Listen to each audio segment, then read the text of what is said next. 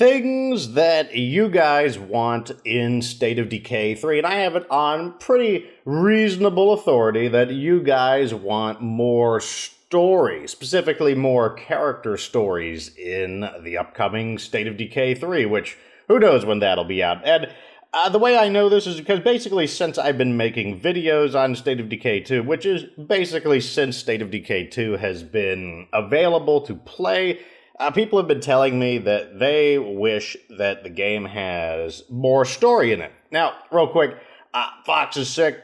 Part of it is his voice isn't as good as it could be, so I might sound a little weird, or I might speak a little more monotonously just to kind of preserve my voice. But I'll try. I'll try to not put you guys to sleep. Anyways, this is an interesting subject for me because I'm not really on board with the idea of adding a greater emphasis than we already have for story in State of Decay 3. I would say I'm somewhere between 60 and 70% opposed to trying to emphasize the story. And that's not because I don't like stories. Quite the opposite. I really like stories. But when I started thinking about this subject and began to write the script for this video, I began to realize, there are some things about State of Decay where I believe it fights against the kind of story that people want in the game. And that is to say, it fights against a character story. And the simple reason for this is that you're asking for a more consistent characters in a game that is all about permanent death at any moment. Not just permanent death because now it's time for this character to die in a cutscene, but permanent death at any moment. Permanent death right in the beginning of the game, in the middle of the game, at the end of the game. Who knows when the characters will die? And what I sat down, I really started thinking about it. Honestly, the characters that drive the story in State of Decay are all unkillable NPCs, meaning they are characters that you don't get to play as, and they cannot die until they either A, don't die at all, or B, they die at a designated point in the story that is controlled by the developers. Let's just think of the games real quick. How about State of Decay 1? Is it Marcus, Maya, and Ed that drive the story? No, they effectively are reduced from unique characters to just random characters basically after you complete the kind of the tutorial area. Like Ed, for example, he gets bit, he gets sick. Once Ed gets healed and he's a playable character, he basically becomes a generic character. Like his unique personality disappears. Yeah, sure, he's got the same voice actor, but all of his lines of dialogue are really just basic generic things that any particular character might be capable of saying. Like his unique personality disappears, and that's because, he could die at any moment. And Undead Labs, you'd have to factor in every permutation of dialogue at every checkpoint in the game for every character that is alive and dead. And if you think about it, who drives the story then? If it's not Maya, Ed, and Marcus, the answer is, the unkillable characters like Lily Ritter. She drives the story. Sergeant Eric Tan, he drives the story, and he doesn't die until his appointed time of death, right at the very end of the game. The Wilkersons, they drive the story for a bit. And once again, they can't die unless it's supposed to be the time for, I can't remember the youngest Wilkerson, but he dies because the story says so. All of the characters that move the story are characters that cannot die except for when it's time in the plot. And that's because you can count on it then. You can count on them being alive. The developers are certain that those characters cannot die, and therefore they will always be there to play their roles as actors within the story. What about State of Decay 1 Lifeline? In that, it's the U.S. Army, so like Colonel What's-His-Face and Brigadier General What's-His-Face. Can't remember their names, but they're alive until the game says they're not alive.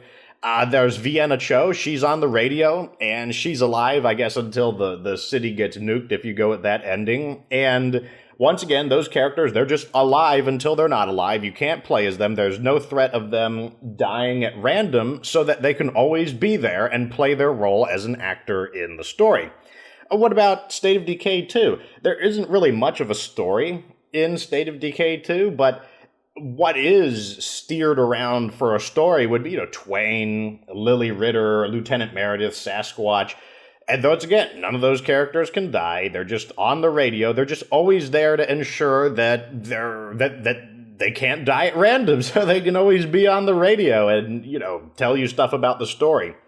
In State of Decay 2 Heartland, the drivers of the story are mainly Captain Army guy who failed to destroy the Plague Hearts, at least until he becomes a playable character. But for a good portion of the game, he's not. And then Professor Ecolab, scientist girl, I can't remember their names. She never dies. She stays as a character who is assuredly going to be alive through the entire experience so that she can drive the story forward. And I want to emphasize this idea that it's not just a State of Decay thing. Really, I started thinking of other games that I play that have permanent death, and they're in the same boat. Take XCOM, for example.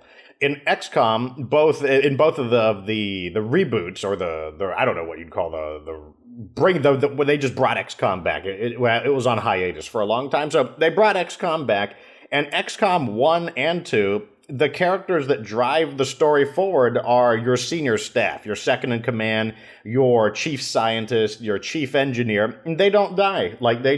They don't go out on missions, and therefore they cannot die at random. Because your soldiers, they could die on the first mission, they could die on the 10th mission, they could die in the final mission. You never know. They could die, and as a result, you can't count on any of them being around to push the story forward. And as a result, none of them are relevant to the story. All the characters that are important to the XCOM story are the characters that you cannot play and they cannot die. The same goes in XCOM 2. You still have Bradford. He doesn't die. Your chief engineer, your chief scientist, they don't die. They're there for the whole experience. And there's other games too, like Fire Emblem. In Fire Emblem, everyone can die, and when the side characters die, it does result in the termination of their side story, but their side story is not essential to the main story. So if they die, sure, you don't get to hear the completion of their side story or whatever dialogue they had to say, but who cares? They're dead. That doesn't stop the main story from resolving. And if a character dies who is integral to the main story, like your character, then they don't die permanently. No, you just get a complete game over, and you would have to redo that mission altogether, because if your character were to permanently die, that would just completely derail the story altogether. Another example is, a game I played on the channel, and that would be Battletech. In Battletech, all of your little recruit characters, they can all die. None of them play an important role in the story. The characters who do play a role in the story, they don't take the field and they don't die. And in the very rare cases that they do, there's two outcomes. If somebody like Kamea dies, well, that's just game over. Because if she died, that would be the end of the entire story. So it's game over, restart the mission. Kamea, she can't be allowed to die. She's too important to the story. Now, if your character dies, what they do is they just make them severely injured, where it takes them like a bajillion days to actually recover. So you'll be spending like 10 battles or something before you can use them again. And that's their way of creating consequence for your character, quote unquote, dying. And basically what I'm trying to say is that this is like a universal issue in games of permanent death. But in all those games I mentioned, XCOM and Fire Emblem and Battletech, those are not, your kind of like open world games where you can just right off the bat just start doing whatever you want. They're a bit more, they're not like super linear, but they're more linear than State of Decay. And as a result, the story that they can tell in those games, because it is semi-linear, semi-open world, they still know that you're going to go through these kind of checkpoints where the story is going to flow through, so they can have a logical, like, okay, here's the cutscene where we move the story forward. Okay, now you're going to play the game.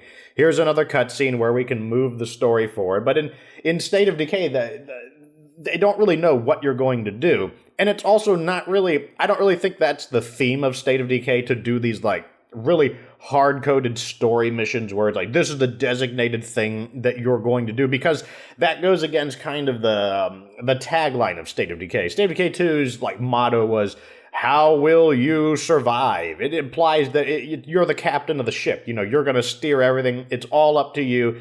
It's how you live and how you die. And it implied this very hands-off approach to the game, and I think that is appropriate for State of Decay. And I don't think the kind of XCOM style where there's these major mission checkpoints that drive the story forward, I don't think that's appropriate for State of Decay. I think it's perfectly fine for XCOM, but in State of Decay, I think it should remain a largely open world, open-ended experience that's much more akin to something more like Minecraft, where you just pop in the world and now you just kind of figure out what to do on your own. And I think that's what makes State of Decay the most fun and the most enjoyable, is its hands-off approach.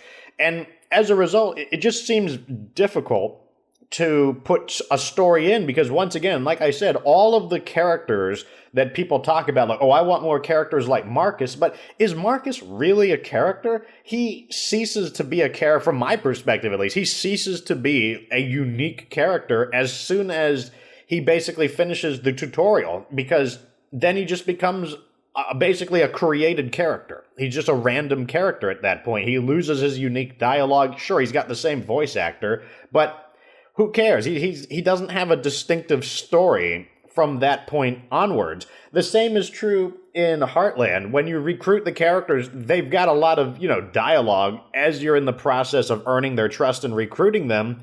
But once you recruit them, they lose all their unique dialogue. Like, everything that's unique about them just falls straight off a cliff, and they become essentially a random character with a unique voice actor. Like, they don't contribute to the aesthetics and the role-playing feel of the game as soon as you recruit them. Like the Red Talon guy who's got like PTSD from his unit dying, like that never after you recruit him, that never becomes an issue. Like, that element of his story is just gone. He just becomes basically a Red Talon character from there on out, and all the things that make him unique, aside from his statistical advantages of being a Red Talon character, they all evaporate. So, I mean, is he really a unique character at that point? And my answer to that is no, and that's why, I don't know. I don't really think that emphasizing a story is necessarily a good idea in State of Decay 3. I think absolutely State of Decay 3 should have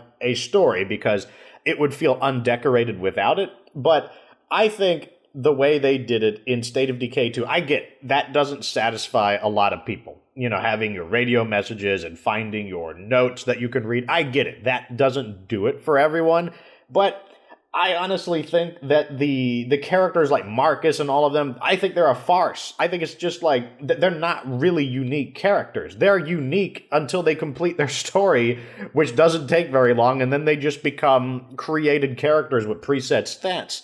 And I don't know how they would tell a story differently. Like, I did have a few ideas. Like, one thing they could do is they could bring back, okay, in order to have a story, they've got to have unkillable NPCs, because if the unique characters can die, well then, how would you account for every permutation of dialogue through every point of the story, especially in a story where Undead Labs has no idea what you're going to do. They have no idea how you're going to play the game. They just kind of like turn you loose and you do your thing. But here's some ideas of what they could do. They could bring back the whole Lily Ritter thing, where you've got a character in your base who, for some reason, they just can't die. They're always there. They're the same character. And as a result, they give you this ability to have this one personality who's always the same. And because they can't die, they have a consistent personality, and you can never play as them. And one of the game over conditions will be, if everyone is dead except that character, then it's game over. Like I said, they're basically the Lily Ritter character. Now, I don't know. Maybe some people wouldn't like that. Maybe that would be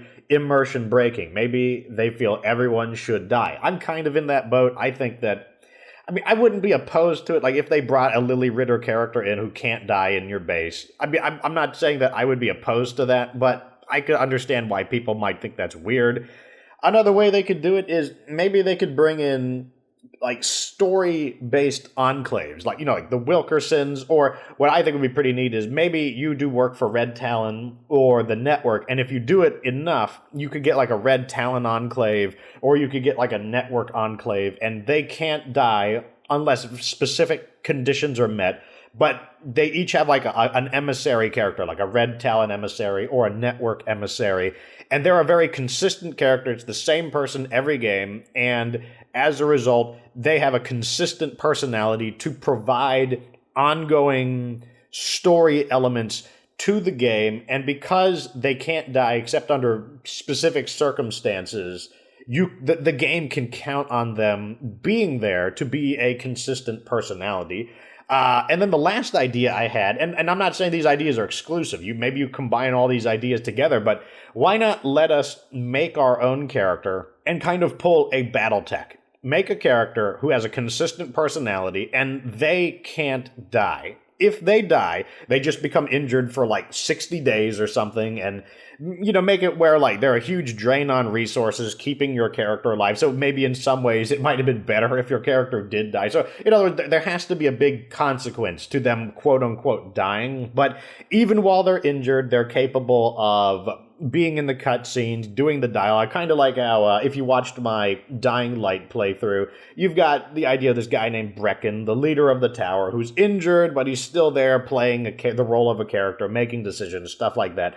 And that's how it worked in Battletech, where your character is the guy who makes the dialogue, your guy is the guy who can go into battle, and if you die, you're just injured for a really, really, really long time. And once again, that would be a way to have character creation, customization, and also have a character you can count on that character being alive so that you can actually have the opportunity of telling a story. And those are my ideas of what they could do to create a story that could be possible while at the same time not obstructing the gameplay experience, because that's something I don't really care about State of Decay 1. They did fix the campaign in State of Decay 1 by adding in Breakdown, but Breakdown was not a day one feature. And what I mean by that is, in State of Decay 1, there are certain things you can't do until you get far enough in the story. For example, until you do the mission with Lily's brother to look at different houses, you can't change bases. Like, you must do that quest before you're allowed to change bases.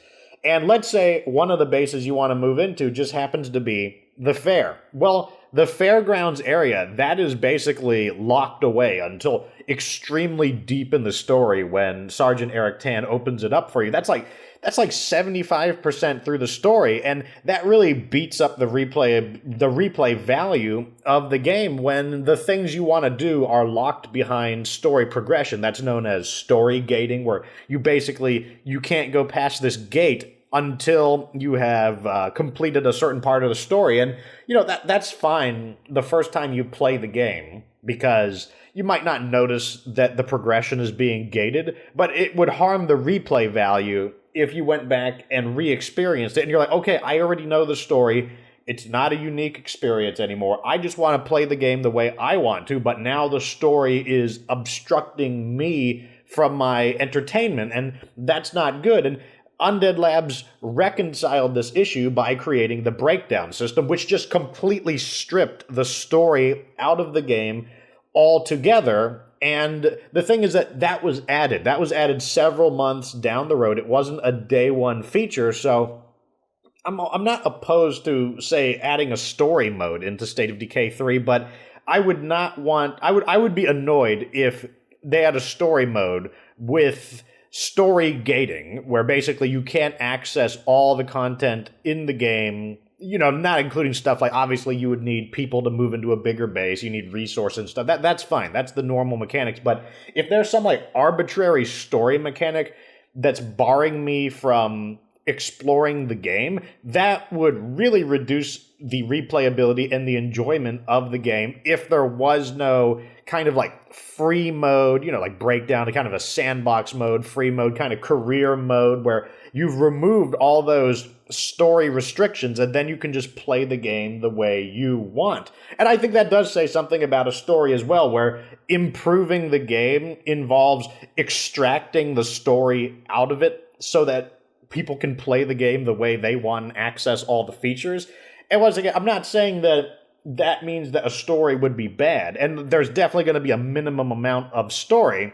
And there's also the issue of, like, Undead Labs, their writing capabilities are inconsistent. They've told pretty good stories, like a Lifeline. Lifeline is actually a halfway not like a god tier story, but it's decent. But I wouldn't want to tell Undead Labs and pressure them, say like, hey, yeah, you need to go out of your way to make a story, when maybe writing stories isn't really their strong suit, because the only thing worse than a bad story is a bad story that you are now forced to go through because it's got quest gating, it's got story gating. If you have a bad story, but it's just kind of in the background, it's not intrusive, it's just like, radio conversation, then that can be absolutely forgiven, because I would say the primary element of State of Decay is definitely not the story. It's definitely the management and zombie simulation. The story is supplemental. It's an auxiliary thing. It's necessary. Like, no story would feel strange. If there was no story at all, the game would feel undecorated. But I don't think it is an advantage to put...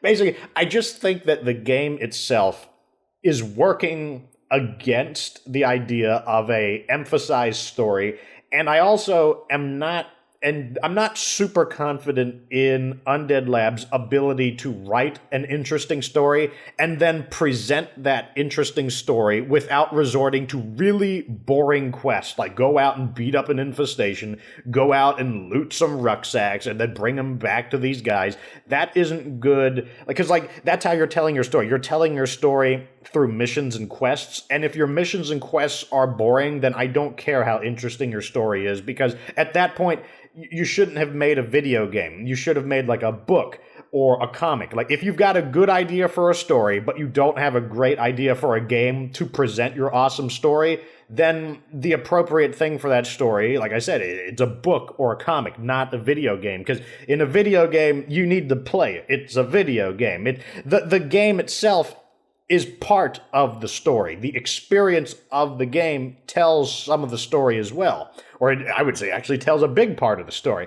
Anyways, that's what I think. Those are my concerns and what I think about the story. Like I said, I'm not super opposed to it, but I'm like, 60, maybe 70% opposed to emphasizing a story in State of Decay 3. Let me know what you think down in the comments sections. Though I actually kind of like it when I don't agree with all of these suggestions, because it makes me think more. It makes me brainstorm ideas more. I think it leads to much more interesting conversations. But I want to know what you think. Do you agree with me? Do you disagree? And if you do disagree, what could you do? Like take it like you're selling it to me. These are my concerns about a story in State of Decay 3. Like, what would you do to add a story while at the same time not making me resent the story for the reasons that I said, like the things that I'm worried about? Like, tell me what you would do down in the comment section. Anyways, I hope you enjoyed this video. Hopefully it was interesting. Like this video if it was. Subscribe for future State of Decay 2 content. Of course, remember that you don't have to be good to get good.